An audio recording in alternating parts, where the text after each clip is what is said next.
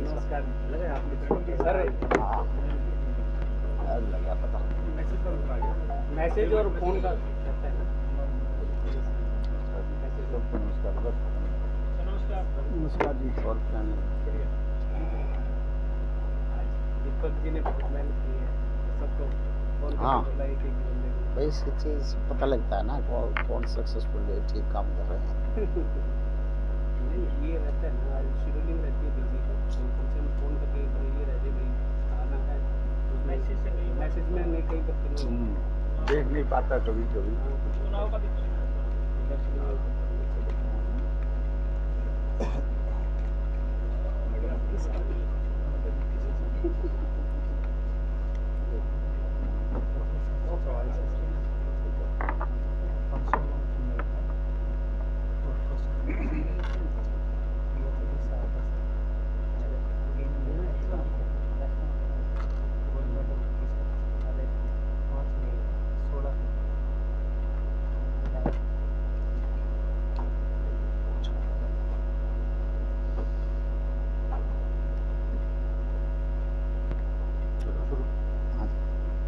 आप सबको चौधरी रणवीर सिंह यूनिवर्सिटी जींद में के सभागार में बहुत बहुत स्वागत और अभिनंदन।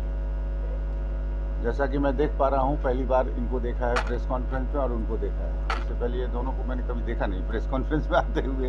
तो बुलाया भी नहीं सर। अब जो भी है हाँ। मैं तो बोल ही रहा हूँ सबके सामने। तो मुख्य मुद्दा ये है कि हमारे यहाँ 27 को दीक्षांत समारोह होने जा रहा है और उसमें हमारे माननीय गवर्नर साहब और चीफ जस्टिस सूर्यकांत जी सुप्रीम कोर्ट मेहमान हैं यहाँ के। और 27 थोड़ा सा नज़दीक ही है, अब परसों ही 27 2 दिन में 27 है। बाकी हमारे कुलपति जी आप लोगों से बात करेंगे। और एक दूसरा भी है जो दीक्षांत से थोड़ा सा हट के है, क्योंकि अभी एडमिशन का सीजन भी है, तो थोड़ा सा मैं उसमें चाहूँगा आप लोगों से रिक्वेस्ट है, प्रार्थना है कि आप लोग जो हैं सो डिपार्टमेंट के बारे में थोड़ा एडमिशन प्रक्रिया के बारे में भी थोड़ा सा हाईलाइट करेंगे।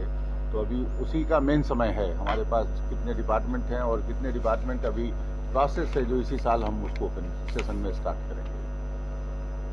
तो आप सबका फिर से अपना स्वागत और अभिनंदन। हाँ जी, सभी का बहुत स्वागत है और बड़ी खुशी हुई आज सभी जो है इतनी संख्या में पत्रकार बंधु आए हैं। मैं यूनिवर्सिटी की तरफ से, टीचर्स और बच्चों की तरफ से आप सबका स्वागत करता हूँ जी। हाँ जी,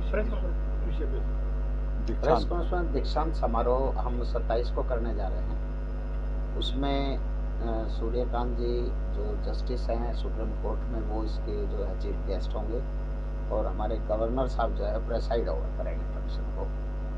इसमें लगभग जो है 744 बच्चों को जो है डिग्रियां दी जाएंगी जो इससे पहले बैच के हैं, यानी कि 22-23 बैच के जो मतलब स्टूडेंट्स हैं हमारे केवल उन्होंने।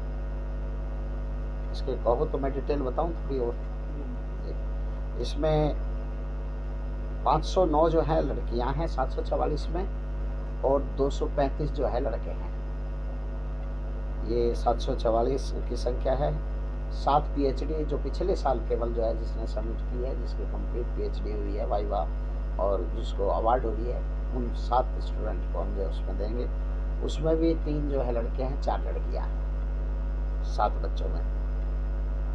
इसके अलावा गोल्ड मेडल हैं जो टॉपर रहे हैं अपने क्लासेस के, उसमें गोल्ड मेडल टोटल 21 दिए जाने हैं, 21, जिसमें से 5 मेल हैं और 16 फीमेल। ये इसका जो है एक तरह से क्लासिफिकेशन है कि हमारे जो बच्चे पिछले साल पास हुए हैं, डिग्री हासिल की है, उनको हम दीक्षांत समारोह में अपनी डिग्री का वितरण करें। हाँ, नए कोर्स के लिए 6 कोर्स हमने इस साल के लिए फिर दिए हैं। तो इससे पहले हमने पिछली बार, अब तक हमारे यहाँ पर डिपार्टमेंट 26 डिपार्टमेंट हैं और 6 हम इस बार खोलने जा रहे हैं। सर आपने तो देखा दिया, कोई 60 तक अपनी लड़की है, क्या माने जिले के लिए और आसपास के लिए बड़ा लड़कियों के लिए ये वरदान था यूनिवर्सिटी, क्योंकि बड़ा एक मेजर जो नंबर है वो 30 है। बिल्कुल बिल्कुल सही कह रहे हैं आप। ये संख्या लगभग जो है लड़कों से दुगनी है। यदि 509 लड़कियां हैं, 235 जो हैं लड़के हैं, तो आप इस चीज़ से अंदाज़ा लगा सकते हो कि हमारी हर उसमें जितने भी मैंने 3-4 आपको बताए हैं सभी में लड़कियां आगे हैं। तो मैं ये कहूँगा कि जो इस मिनिस्ट्री को एस्टेब्लिश किया गया है 14 में, ये एक तो इसके लिए वरदान है जींद जिले के लिए, उसके आसपास के एरिया के लिए। 10 साल में कितना प्रोग्रेस मानते हैं? 10 साल में कितना यूनिवर्सिटी कहाँ खड़ी है? 2023 मैं ये मानता हूँ जितनी यूनिवर्सिटीज़ भिवानी की है या गुड़गांव की भी इवन है और दूसरी यूनिवर्सिटीज़ में हैं, एक तो स्ट्रेंथ हमारे यहाँ सबसे ज़्यादा है, डिपार्टमेंट आज की डेट में सबसे ज़्यादा है। बिल्डिंग कंस्ट्रक्शन का भी ये कहिए कि आज की डेट में हमारा सब जो भी 14 के बाद यूनिवर्सिटी खुली है, 14 में खुली हैं, उन सब में मैं मानता हूँ कि ये अच्छा जो है सबसे अच्छा CRSU जींद कर रही है।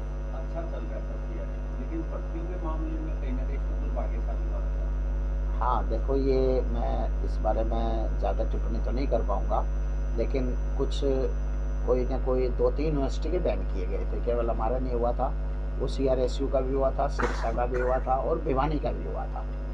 तो अभी सरकार जो है उसके बारे में हम भी कोशिश कर रहे हैं और मुझे उम्मीद है कि जून जैसे ही जो है कोड ऑफ कंडक्ट हटेगा तो हम इसमें जो है वो अपॉइंटमेंट जो है दोबारा स्टार्ट कर पाएंगे। रीजन क्या बताया जाता है उसकी अगर बात करें तो क्यों रोका जा रहा है? उसमें लेटर जो हमारे पास आया था कोई खास जो है ऐसा रीज़न नहीं था। कुछ यूनिवर्सिटीज़ की कोई शिकायत एनोनिमस या किसी तरह की जो है शिकायत गई होंगी तो शायद उनके बेस पे कर दिया होगा, क्योंकि हमारे पास तो लेटर जो ये आया था कि आपका जो रिक्रूटमेंट प्रोसेस है उसको जो है रोक दो, केवल ये एक लाइन जो है लिख के आई थी। ये डिस्टर्ब कहाँ कितना हो पा रहा है यूनिवर्सिटी प्रशासन को? हाँ, नेचुरल ये है कि मतलब एक यदि देखें तो फैकल्टी टोटल हमारे पास केवल परमानेंट फैकल्टी यदि कहें तो केवल 20 जो है टीचर परमानेंट हैं, बाकी कुछ कॉन्ट्रेक्चुअल हैं और ज़्यादातर पार्ट टाइम हैं। पार्ट टाइम टीचर है तो उनकी कोई ज़्यादा जिम्मेदारी नहीं होती, तो मैं ये ज़रूर मानता हूँ कि थोड़ा सा ये कमी है, लेकिन मुझे उम्मीद है कि सरकार इसमें जो है सोच रही है और जून जुलाई अगस्त में हम जो है इसको पूरा कर पाएंगे। शिक्षा के क्षेत्र में बड़ा अनुभव रहा है जी, तो ये सिर्फ 20 जो टीचर है परमानेंट, इनके बेस पे इतने स्टूडेंट को कैसे अच्छी तरीके से पढ़ा पाएंगे? हाँ नहीं, बिल्कुल ठीक है, लेकिन एक और नेचर पोस्ट जो है वो इसकी हम कहें कि कॉन्ट्रेक्चुअल हैं, कॉन्ट्रेक्चुअल लगभग 34 जो है कॉन्ट्रेक्चुअल टीचर हैं और उन्हीं को जो है हमने एक तरह से ये कहा जाए कि चेयरमैन तो हम उनको नहीं बना सकते, लेकिन उनको हमने इंचार्ज बनाया हुआ है, तो उन्हीं से काम चला रहे हैं। एक एक जो प्रोफेसर है या एसोसिएट प्रोफेसर है उनको 4-4, 5-5 डिपार्टमेंट दिए हुए हैं कि वो चेयरपर्सन जो है उस डिपार्टमेंट के होंगे, और उसी बेस पे चलो है कि मुझे पूरा यकीन है कि जो हमारा एकेडमिक काम है वो हम पूरी तरीके से जो है पूरा कर रहे हैं, लेकिन यदि परमानेंट होगा तो नेचुरल है कि और ज़्यादा बढ़ेगा ही। इस पिछले 10 साल में यूनिवर्सिटी ने काफ़ी प्रोग्रेस की है कि दूसरी यूनिवर्सिटियों को देखते हुए, तो इसमें क्या मानते हैं जींद की जनता का सहयोग है, सरकार सबका सहयोग है, या आप लोगों के एफर्ट्स हैं, या ये है कि जींद पूरे हरियाणा के मध्य व्यवस्था है तो इसमें विद्यार्थियों को भी काफ़ी सहूलियत होती है आने जाने की? देखिए, जींद एक तो जोग्राफिकली बहुत ऐसी जगह सिचुएटेड है कि चारों तरफ यहाँ पर 70-80 किलोमीटर तक कोई यूनिवर्सिटी नहीं है। दूसरा, यहाँ के बच्चे पहले बहुत दूर तक जाते थे, या सिरसा जाते थे, या तो MDU जाते थे रोहतक, या कुरुक्षेत्र, या हिसार, और इसके अलावा जो है कोई नहीं था। तो ये उसके लिए मैंने पहले भी बताया कि एक वरदान है इस एरिया के लोगों के लिए, और जैसे इसका जोग्राफिकल कंडीशन है उसके हिसाब से यहाँ पर बच्चे बहुत मेहनती हैं, मैं मानता हूँ, क्योंकि पहले भी जहाँ भी आप जिस यूनिवर्सिटी में भी जाओगे जींद के बच्चे एक्सेल करते हैं हर फील्ड में, एजुकेशन में भी और स्पोर्ट्स में भी और कल्चरल में भी। मैं क्योंकि कुरुक्षेत्र यूनिवर्सिटी में रहा हूँ तो वहाँ पर जितने भी बच्चे होते हैं वो जींद, नरवाना इसी बेल्ट के जो है टॉप करते हैं, इसी बेल्ट के वो कल्चरल में होते हैं, इसी बेल्ट के जो है स्पोर्ट्स में होते हैं। और इवन यहाँ नहीं कि मैं ये कहूँगा कि पंजाब में भी जो है स्पोर्ट्स के बच्चों को वो लेकर जाते हैं यहाँ से, तो उनको ये एक अच्छी जगह मिली है। यदि आप, और ये जैसे शर्मा जी बता रहे थे कि किसका एफर्ट है, ये कलेक्टिव जो है एफर्ट है कि सभी के, चलो सरकार ने यहाँ पे ये शुरू की है, ये सरकार का भी योगदान है, सरकार ग्रांट दे रही है, वो भी उनका एक योगदान है। और यहाँ के लोगों का, क्योंकि वो सोचते हैं कि हम अपनी जींद में ही पढ़ें, दूर क्यों जाएं। आपके अभिभावक जो हैं या पेरेंट्स बच्चों के, वो उनका, और मैं कहूँ बच्चों का भी और हमारा टीचर्स का भी एक कलेक्टिव योगदान है, जिसके कारण जो है आज यूनिवर्सिटी इस मुकाम पर पहुँची। यूनिवर्सिटी के जमीन विस्तार के लिए काफी प्रयास किए गए थे जी पिछले महीनों। जी। वो आगे सिरे क्यों नहीं चढ़ पाया, क्या कारण? उसका रीज़न ये है कि उसमें यूनिवर्सिटी जो है डायरेक्टली परचेज नहीं कर सकती। ई पोर्टल है, ई पोर्टल आपके लिए हमने प्रार्थना की थी सरकार से, और वहाँ पर वो जो है पूरा तरीके से नहीं हो पाया एफर्ट्स, वो हमारी तरफ से भी रहे हों, क्योंकि हमारे पास भी ह्यूमन रिसोर्स कम है। और मैं यदि ये कहूँ कि मतलब किसी को क्या वो दिया जाए कि सिस्टम कुछ हमारा ऐसा है कि वो हमारी फाइल या ई पोर्टल उसका नहीं बन सका, ना उस पर अपलोड हम कर पाए। हालांकि हमने कोशिश की है कुछ थोड़ी बहुत, लेकिन हमारे कुछ ऐसी फाइल, उसके लिए एक लाइजनिंग ऑफिसर अलग से चाहिए। यदि यूनिवर्सिटी में ऐसे काम बहुत होते हैं कि जो लाइजनिंग के काम होते हैं, जो हर टाइम जाके BCI से काम है, वहाँ पर किसी भी जो है AICT से है या गवर्नमेंट से है, तो वो इस तरह के ह्यूमन रिसोर्स हमारे पास कम था, हम जो है पूरी तरीके से उसमें कार्य नहीं कर पाए। प्लान कैसे सिरे चढ़ेगा? ये तो बड़ी मेजर योजना थी यूनिवर्सिटी की। हाँ जी, ये 100 एकड़ की बात की गई थी, और डिप्टी CM साहब यहाँ पर डिक्लेयर भी करके गए थे कि हम किए, उन्होंने वहाँ पर भी बात की है, और ये असेंबली में मुद्दा उठाया है। मैं ऐसे ही कहूँ कि हमारे जो MLA साहब हैं, उन्होंने भी जो है मुद्दा असेंबली में भी उठाया गया था। हालांकि ये प्रोसेस में है, अभी हम कोशिश करेंगे इसका दोबारा फिर जो है जैसे ही कोड ऑफ कंडक्ट हटता है, क्योंकि 2 बार हटाया गया। हमसे इन्फॉर्मेशन दी गई थी कि किस गांव की ज़मीन जो है वो पड़ती है, वो इन्फॉर्मेशन हमने असेंबली में भेजी भी थी। ये स्टेज है आज के डेट में। UGC से तो रिकॉग्नाइज्ड है, लेकिन अभी NAC का है, NAC नहीं हम कर पाए, अभी वो प्रोसेस है। अभी गवर्नमेंट ने दोबारा जो है वो UGC ने कुछ चेंज कर दिया फार्मूला। वो यदि हम अप्रैल तक जो है अपनी CSR ये जमा करते हैं रिपोर्ट, तो वो पुराने मॉडल उससे होगा, पुराने क्राइटेरिया से होगा। यदि हम उसके बाद करेंगे तो उसके लिए एक नया क्राइटेरिया आ रहा है। हालांकि वो भी मिलता जुलता है, लेकिन हमारा जो है प्रोसेस प्रक्रिया पूरी स्पीड से जारी है, और हम हर हफ्ते उसकी एक मीटिंग जो है ज़रूर कर लेते हैं। तो वो प्रोसेस में है और लगभग समापन है प्रोसेस का। हम जल्दी ही जो है 2-3 महीने के अंदर उसको जो है रिपोर्ट जमा कर देंगे। तो किसी थीम पे होता है हर बार दीक्षांत समारोह की बार, क्या थीम दिया गया है दीक्षांत समारोह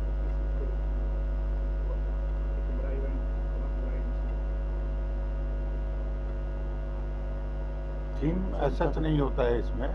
ये तो सिंपल सा है कि ये एक कह सकते हैं कि बड़ा सादगी पूर्ण दीक्षांत समारोह होता है। मतलब इसमें कोई भी इस तरह का कोई अलग से इसमें कुछ नहीं है। हम अपने विद्यार्थियों को डिग्री और गोल्ड मेडल PhD धारक को एकेडमिक, लेकिन गाँव का ले लिया या, लेकिन ये एक ऐसा वो है जिसमें प्रोटोकॉल भी होता है, और एकेडमिक प्योरली एकेडमिक ये है। इसमें किसी भी तरह का कोई कल्चरल जो एक्टिविटी भी नहीं होती, कोई भी not a single cultural activity जो है इसमें नहीं होती, प्योर जो है एकेडमिक है। पिछली बार दीक्षांत समारोह के दौरान फोटो का एक विवाद आया था, 2 रणदीप सिंह का फोटो, उसका ख्याल रखा जाएगा? नहीं, अब हमने तो रखा हुआ है, नहीं तो अब तक आपकी तरफ से आ ही जाना था। नहीं, अब तो कोई भी प्रोग्राम या वर्कशॉप हाँ, होता है कोई और नहीं। बैनर लगता है, बिल्कुल। उसमें उनका भी फोटो होता है। उसका विशेष ध्यान रखा जाता है। वो शुरू में जो है वो छूट गया था इसी कारण से, तो जैसे ही आपने जो है उसको पॉइंट किया तो हमने तुरंत जो है उसको लगवा दिया था। इसी सर ऐसे स्टूडेंट की बहुत कम फीस होने के बावजूद भी सीटें वैकेंट रह जाती हैं बच्चों की यूनिवर्सिटी में एडमिशन की, तो क्या ऐसे आप इनिशिएटिव लेंगे कि वो सीटें वैकेंट ना हो, ज़्यादा से ज़्यादा प्रचार प्रसार हो और ऐसे स्टूडेंट उसका लाभ उठा पाएँ यूनिवर्सिटी की पढ़ाई? देखिए, हम जैसे ही एडमिशन प्रोसेस अब हमारा स्टार्ट हो चुका है और हमने होर्डिंग भी जो है लगाने शुरू कर दिए हैं, उसका पूरा परफॉर्म हमने प्रारूप तैयार कर लिया, और बहुत जल्दी हम सारे जो है हमने अपने PR को जो है सौंप दिया है काम कि पूरी ऐड जो है की जानी चाहिए। हम अपनी तरफ से पूरी कोशिश करते हैं कि शहर में और गांव में और दूर दूर तक जो है उसका प्रचार और प्रसार हो।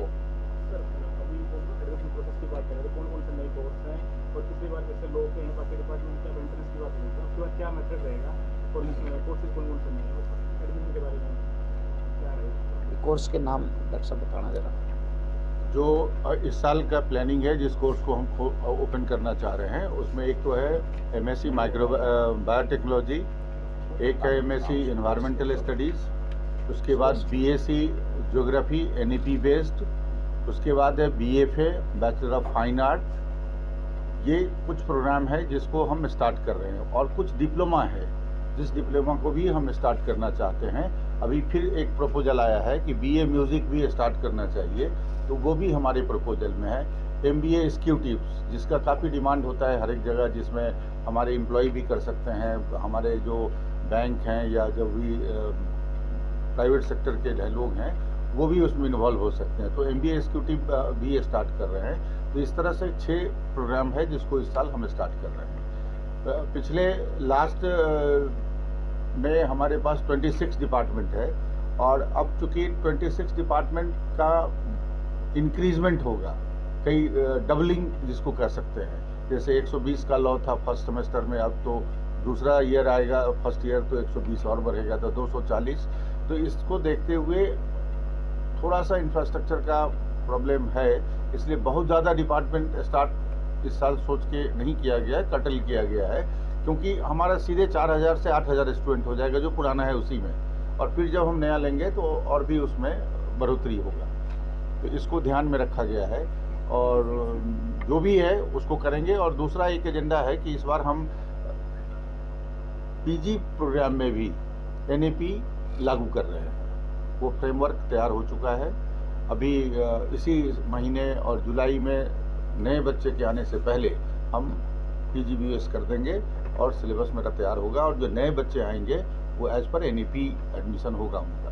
ये कोर्स के मैं एग्जैक्टली नाम बता देता हूँ। लाइफ साइंस में हमने एमएससी एनवायरमेंटल साइंस है, दूसरा एमएससी बायोटेक्नोलॉजी है, और यदि फिजिकल साइंस की उसमें देखें तो B Tech computer science, artificial intelligence and machine learning, ये जो है हम कोर्स जो शुरू कर रहे हैं, क्योंकि इस कोर्स की आज की डेट में इंडिया में नहीं बल्कि वर्ल्ड में डिमांड है।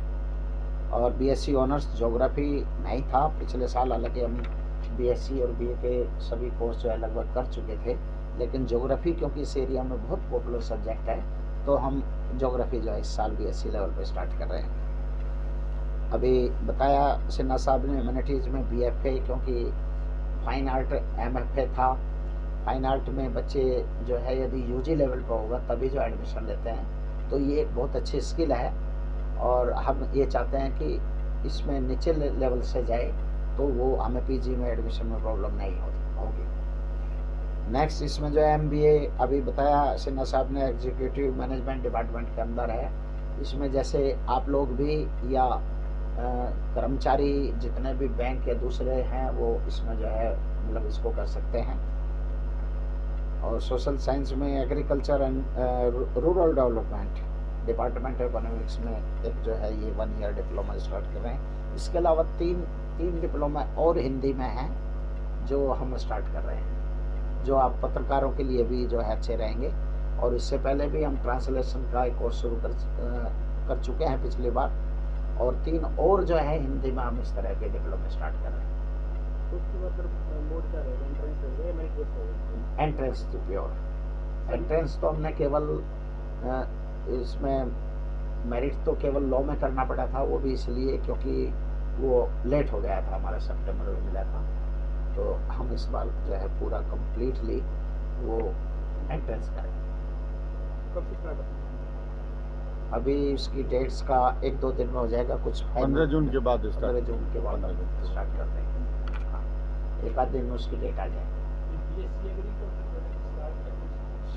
बीएससी एग्रीकल्चर हम कर नहीं सकते क्योंकि वो एचएयू के अंडर होता है, और वो कोर्स हालांकि उनके साथ मिलकर हम कुछ कोर्स करने की सोच रहे थे, अब इस हिसाब से हमने बात भी की थी, लेकिन होंगे वो उन्हीं के अंडर में, क्योंकि एग्रीकल्चर का है तो वो उन्हीं के अंडर होगा। जैसे साइंस, हाँ जी हाँ, तो कुछ ऐसा प्रोविज़न हम सोच रहे हैं। देखते हैं वो 10-15 दिन में यदि मेटेरियलाइज होता है तो हम आपको उसके बारे में बताते हैं।